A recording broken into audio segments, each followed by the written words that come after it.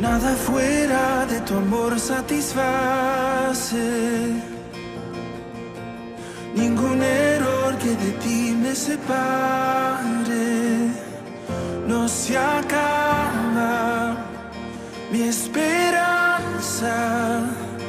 Eres fiel, tú eres fiel, Dios. La cruz es mi confianza de vivir. Tu amor no me deja ir. Tú cumplirás cada promesa en mí. Tu amor no me deja ir. Me llamas de nuevo a donde me encontraste. Aunque me perdí, nunca me abandonaste. No se acaba mi esperanza. Eres fiel, tú eres fiel, Dios. La cruz es mi confianza de vivir. Tu amor no me deja ir.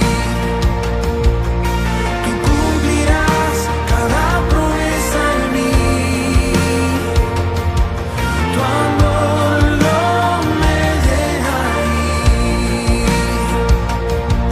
Tu amor no me deja ir. Oh, oh,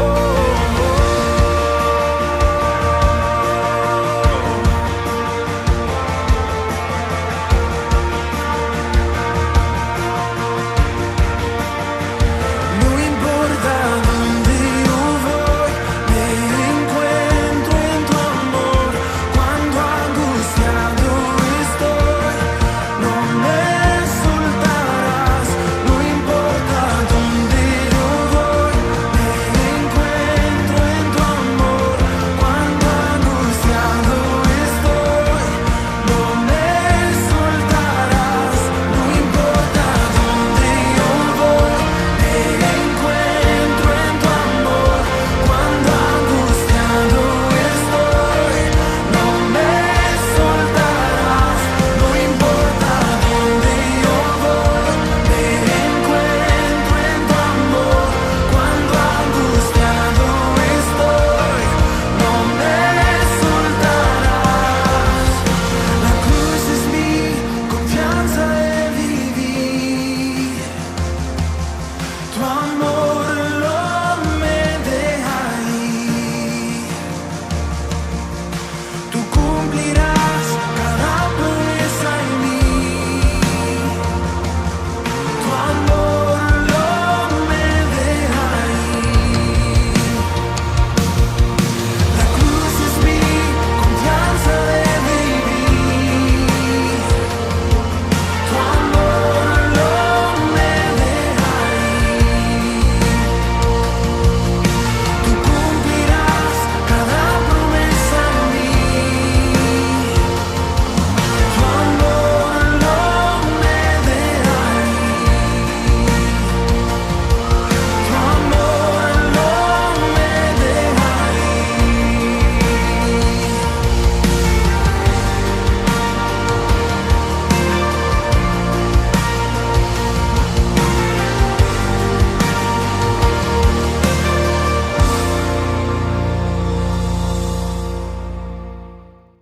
Hola, mi nombre es Asbel.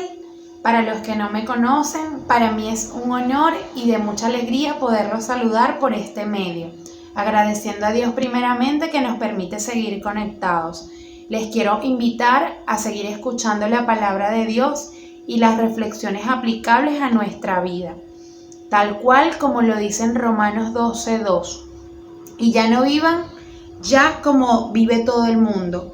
Al contrario, cambien de manera de ser y de pensar. Y así podrán saber lo que Dios quiere, es decir, todo lo bueno, agradable y perfecto. En esta oportunidad estamos orientados al estudio de la primera carta a los tesalonicenses, donde la base del mensaje central es el regreso de Jesucristo, en quien hemos puesto nuestra fe y nuestra esperanza, una esperanza de una vida eterna junto a Él, donde no habrá llanto, donde no habrá dolor, donde no habrá sufrimiento y ni muerte. Esa es la esperanza que tenemos todos los que hemos creído en Jesús. Y los invito a que también tengan una relación personal con Dios, que solo la podemos lograr a través de creer en Jesucristo, y así podemos experimentar su paz, que es una paz que sobrepasa todo entendimiento y lógica humana. Un abrazo para todos y saludos.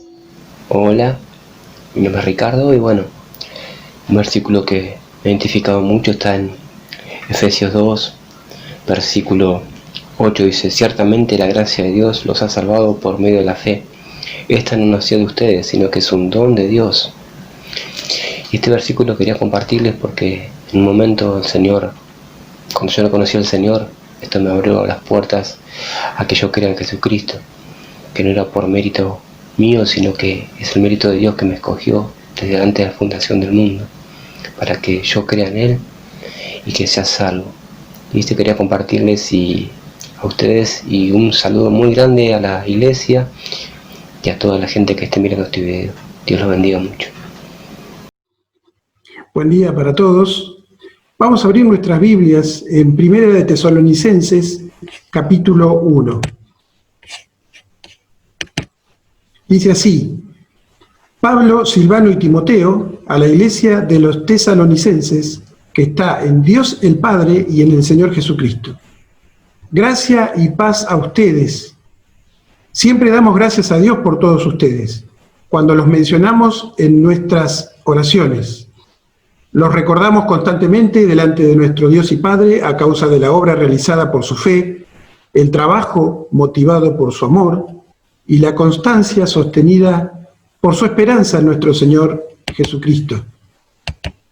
Hermanos amados de Dios, sabemos que Él los ha escogido, porque nuestro Evangelio les llegó no solo con palabras, sino también con poder, es decir, con el Espíritu Santo y con profunda convicción. Como bien saben, estuvimos entre ustedes buscando su bien.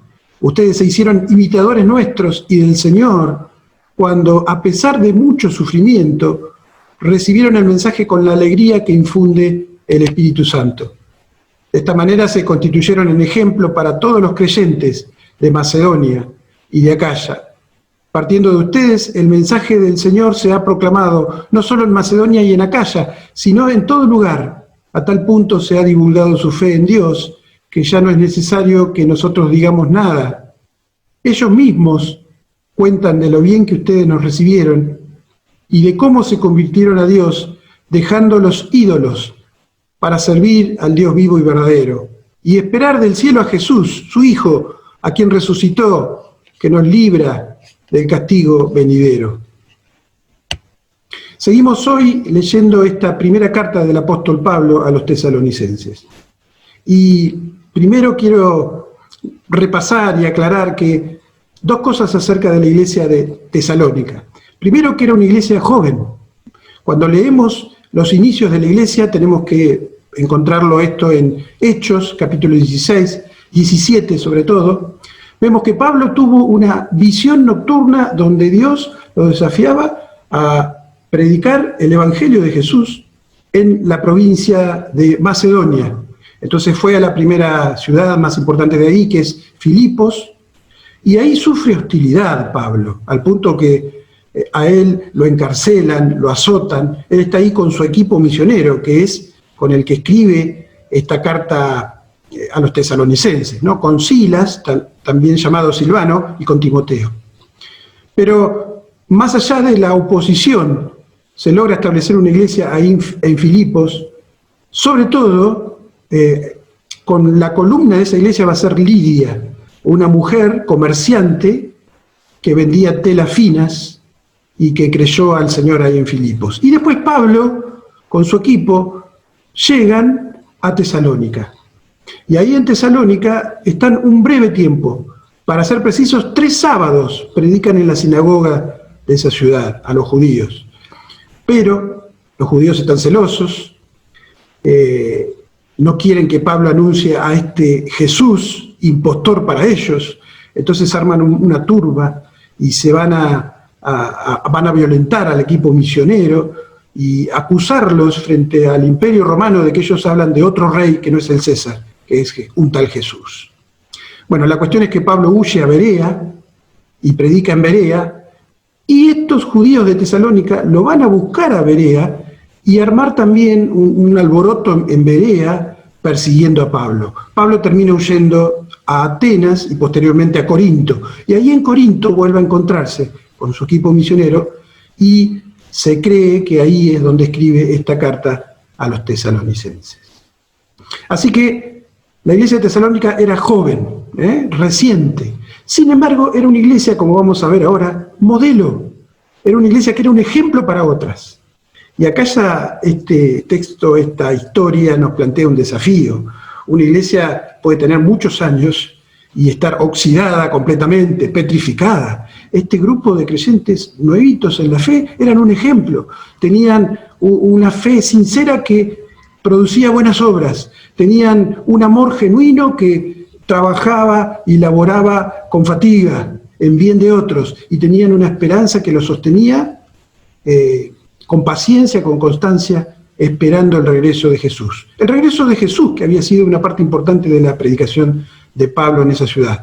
Y escribe estas cartas, y de nuevo toca el tema del retorno de Jesús, también para aclarar algunas cosas, porque es verdad, tenían algunas cuestiones los tesalonicenses como que se habían vuelto un poco histéricos, pensando que ya volvía Jesús, y eso hasta había tenido algunos efectos negativos, como que descuidaran sus tareas cotidianas, sus trabajos y demás. Pero bueno, acá, en esta carta, Pablo les está animando, porque son una iglesia, diríamos, la iglesia modelo del Nuevo Testamento, ¿sí? Y empieza el versículo 4 diciendo: amados hermanos, sabemos que Dios los ha elegido, ¿no? Y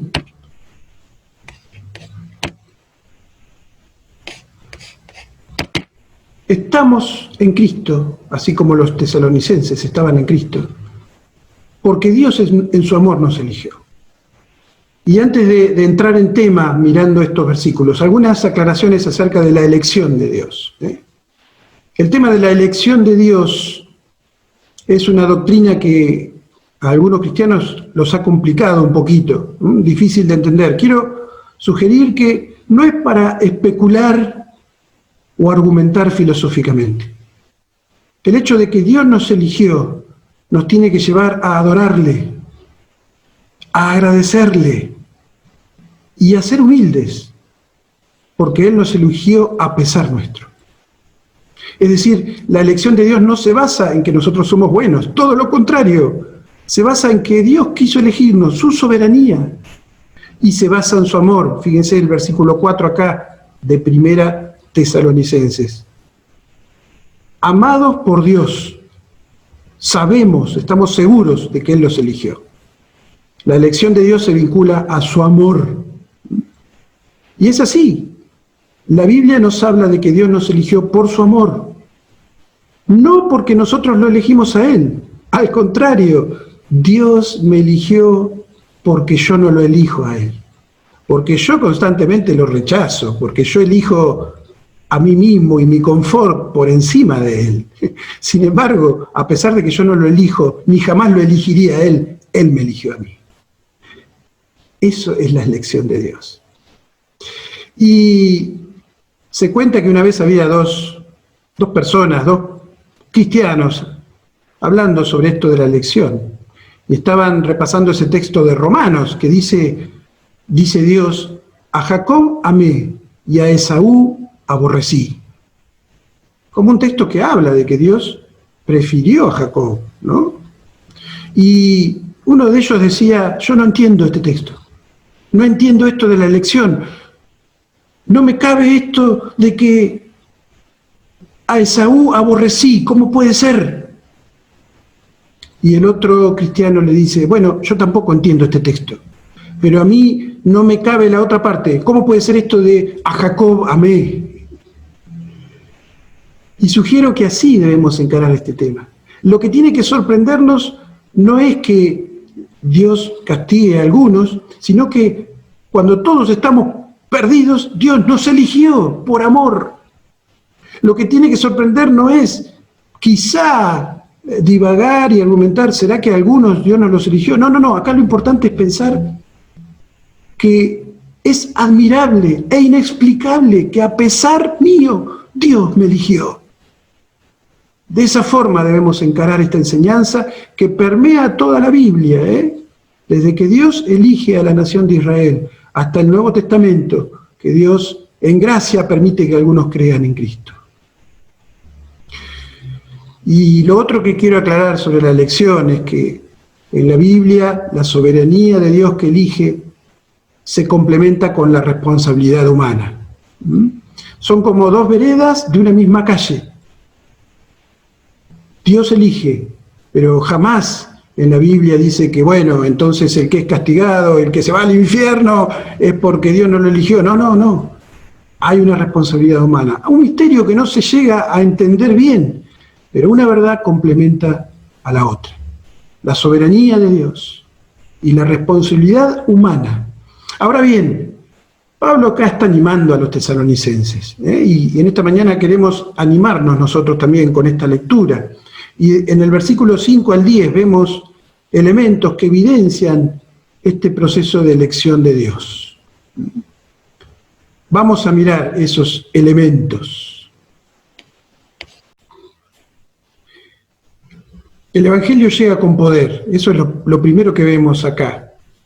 Dice Pablo, nuestro Evangelio les llegó no solo con palabras, sino también con poder, es decir, con el Espíritu Santo, con profunda convicción.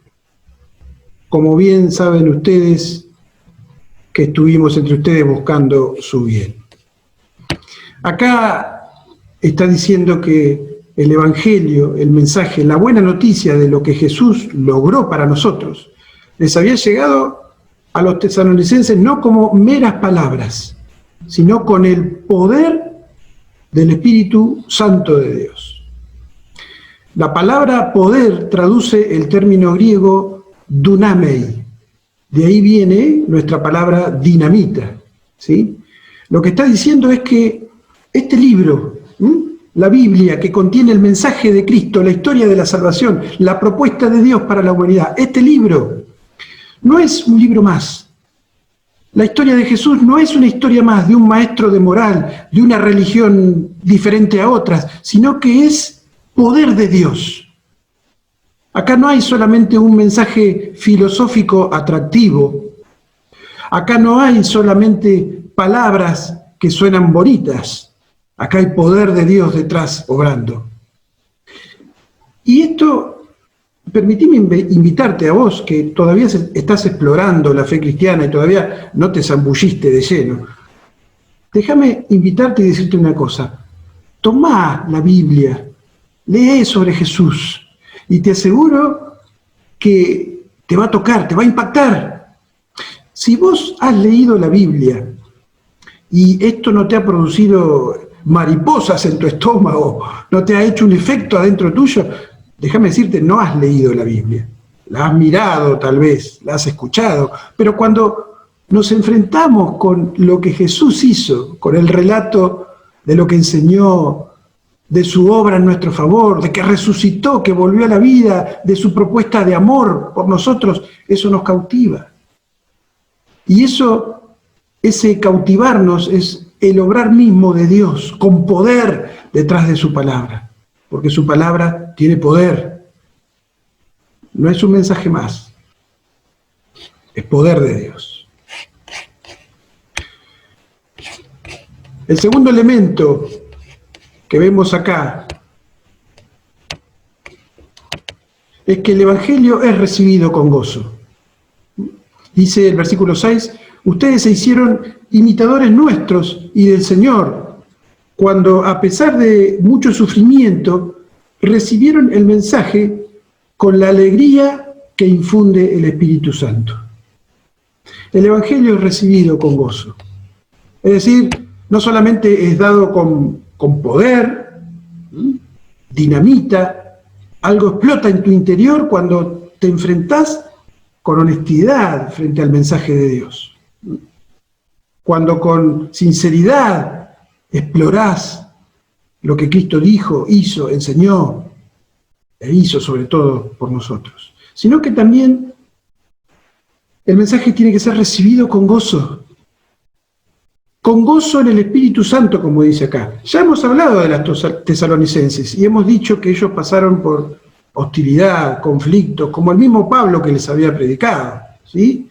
Pero ¿cómo se entiende esto de hostilidad, sufrimiento, presión por un lado, y por el otro lado gozo, alegría del Espíritu Santo? Parecieran términos no compatibles, ¿no? El sufrimiento con la alegría. Sin embargo, cuando el Evangelio llega con poder y uno capta realmente lo que implica para la vida, permitime decirte que todo lo demás queda en la periferia, queda como accesorio, y el centro, el eje de tu vida pasa a ser ese Evangelio de Jesús. Cambia tu enfoque, cambia tu perspectiva. A mí me gusta decir, Jesús transforma nuestra cosmovisión, nuestra forma de ver todo, nuestra forma de ver las cosas, la vida, nuestra existencia misma.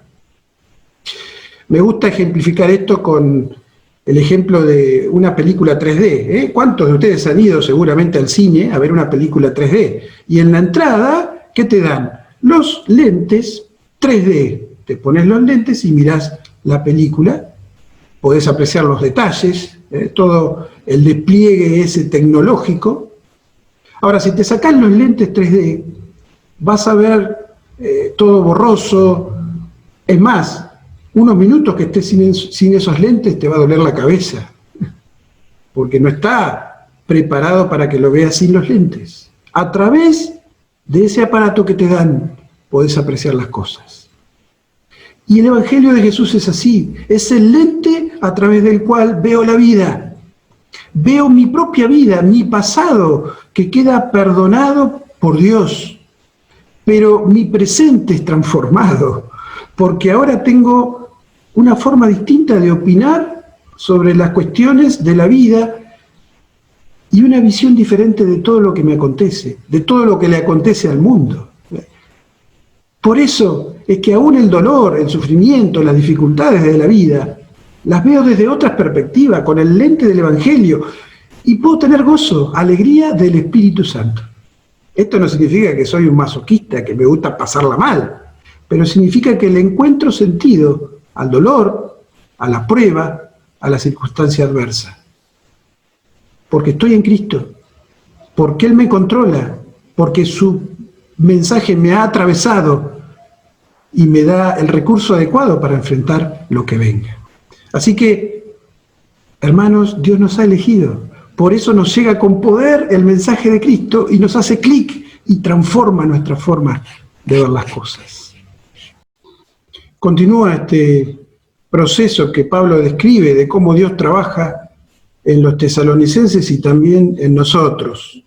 Ese mensaje poderoso de Dios llega, irrumpe dándonos gozo a pesar de lo que haya, nos enseña a encarar la vida distinta, no a ser enajenados, sino a encontrarle sentido a todo lo que pasa, aún lo negativo, ¿no? Lo aparentemente negativo. Nuestra cosmovisión es transformada en Cristo y el Evangelio produce conversión. Dice el versículo 7, de esta manera se constituyeron en ejemplo para todos los creyentes de Macedonia y de Acaya.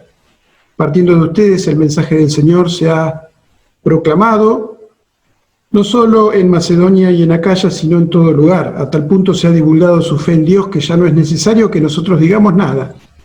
Ellos mismos cuentan de lo bien que ustedes nos recibieron y de cómo se convirtieron a Dios, dejando los ídolos para servir al Dios vivo y verdadero. Dice acá que los tesalonicenses habían llegado a ser un ejemplo para los otros creyentes, las otras iglesias de alrededor.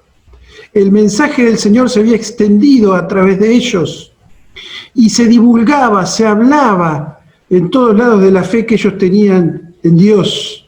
Y era evidente a todos que ellos se habían convertido a Dios, dejando los ídolos para servir al Dios vivo y verdadero. La conversión, el cambio, el dejar algo y adoptar otra cosa. En este caso, los tesalonicenses habían dejado su idolatría, más o menos a unos 150 kilómetros de Tesalónica. Estaba y está todavía, por supuesto, el monte Olimpo. Pero los griegos creían que en ese monte, Olimpo significa lo más alto de lo más alto, que en ese monte había casas, mansiones de cristales, y ahí moraban los dioses del Olimpo griego, ¿no? Y ellos les adoraban, y esto era parte de su mitología, y ellos tenían estas creencias idólatras. Y dice que acá dejan a esos ídolos, que son falsos, para adorar al Dios verdadero. Esos ídolos que son muertos, que son mitología, para adorar al Dios vivo. Ese es el cambio que el Evangelio operó en los tesalonicenses. Y ese es el cambio que opera en nosotros. Nos saca de la idolatría.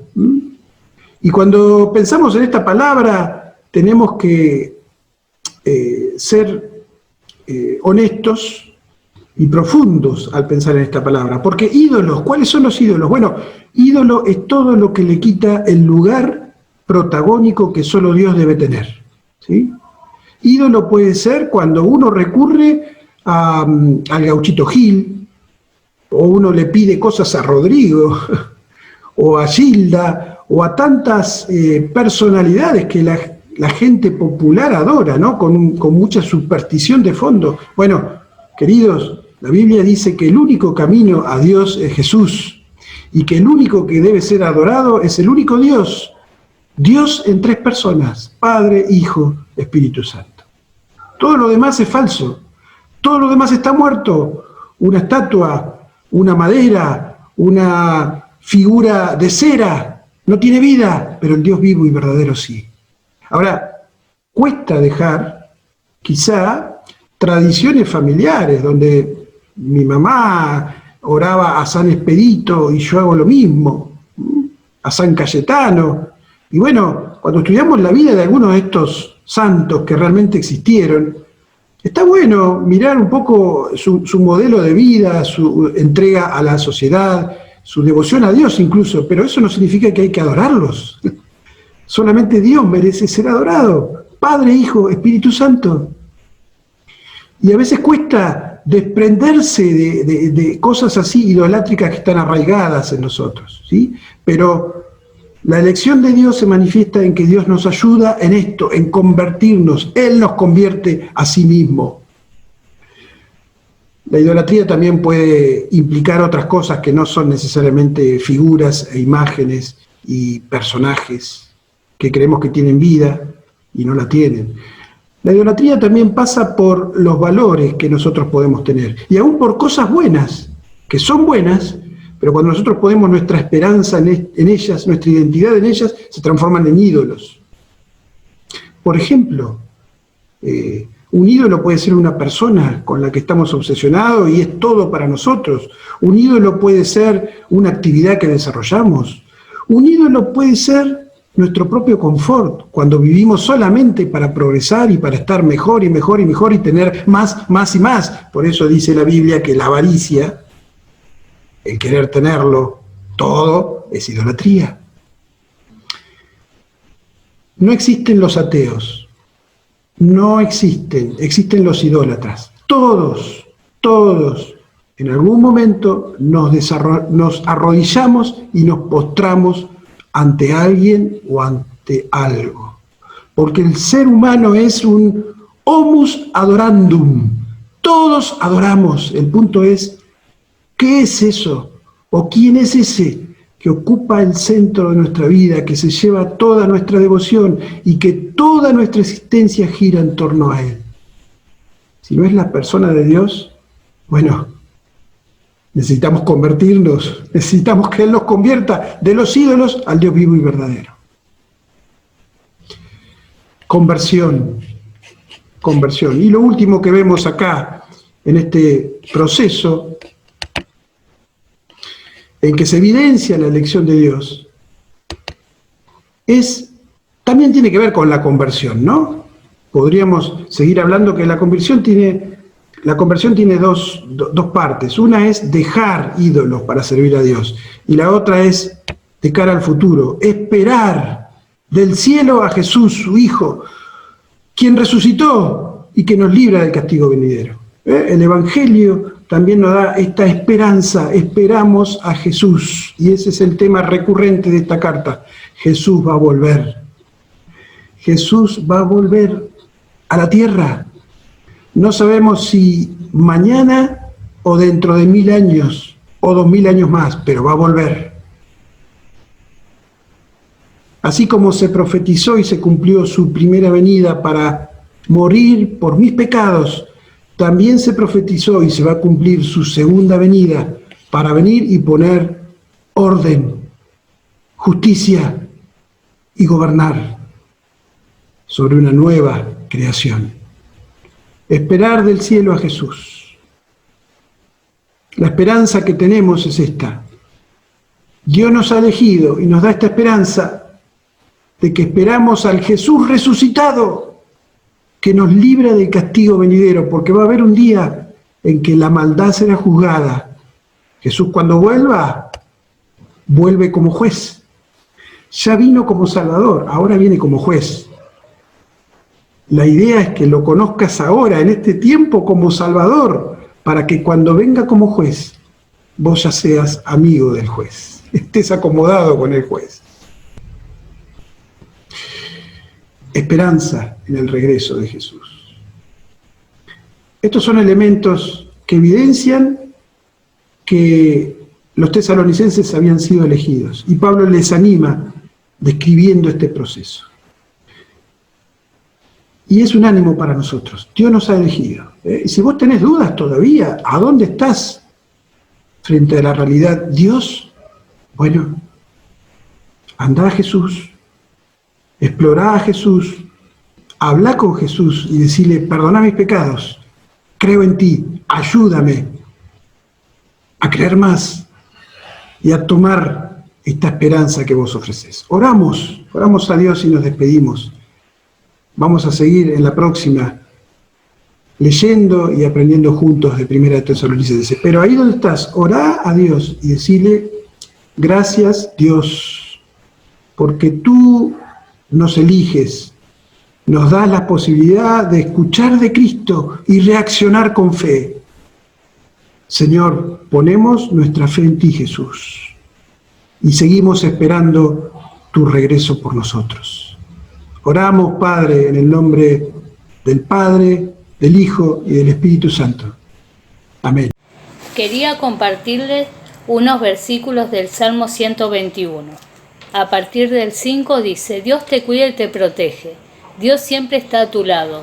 Durante el día el sol no te quemará, durante la noche no te dañará la luna. Dios te protegerá y te pondrá a salvo de todos los peligros. Dios te cuidará ahora y siempre por donde quiera que vayas. Quería compartirles esto para que no nos olvidemos que Dios siempre está con nosotros en todas las situaciones. De día y de noche Él siempre vela por nosotros. Que Dios les bendiga y que tengan un hermoso día. Vamos a terminar declarando lo que Él es Señor. Levanta tus manos a Él en esta noche.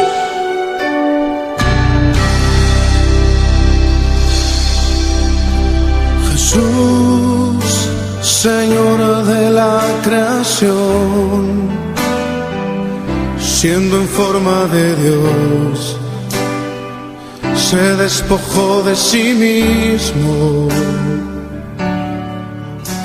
tomó las semejanza de hombre, y siendo puro y sin mancha, entre nosotros vivió, y asimismo se humilló, tomando forma de siervo, hasta su vida entregar, y en una cruz terminar. Mas Dios a lo sumo lo exaltó, y su nombre engrandeció, para que ante su autoridad toda rodilla se doble, y toda lengua confiese que Jesús es el Señor.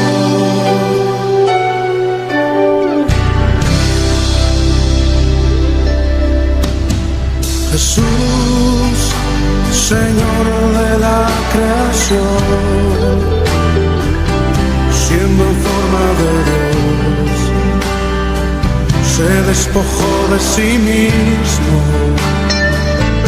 y Él tomó la semejanza de hombre,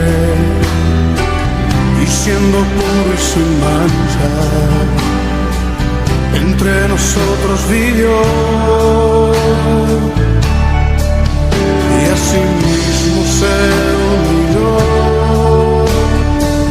tomando forma de siervo, hasta su vida entregar, y en una cruz terminar. Mas Dios a lo sumo lo exaltó, y su nombre engrandeció, para que ante su autoridad toda rodilla se doble, y toda lengua confiese que Jesús es el Señor. Te confesamos en esta noche, Señor, como nuestro Señor. Nuestra lengua te confiesa como el único Señor.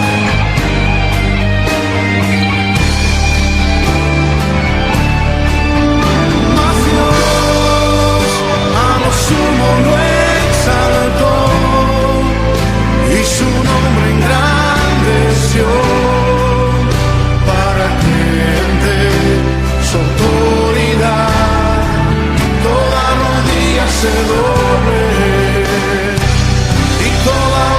confiese que Jesús es el Señor.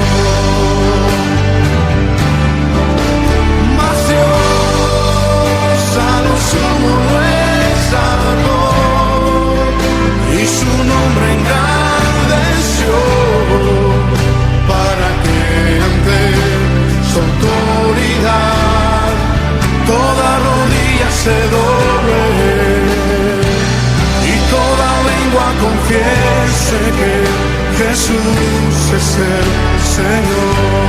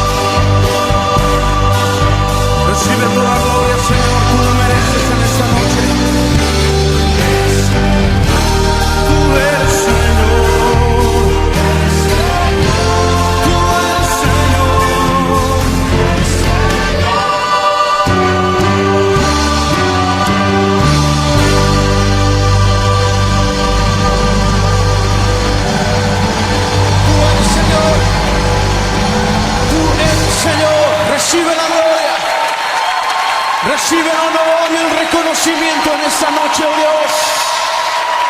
Te confesamos como Señor. Como Señor nuestro. Como Señor nuestro te confesamos. Oh, aleluya. Gracias, Padre. Gracias, Señor.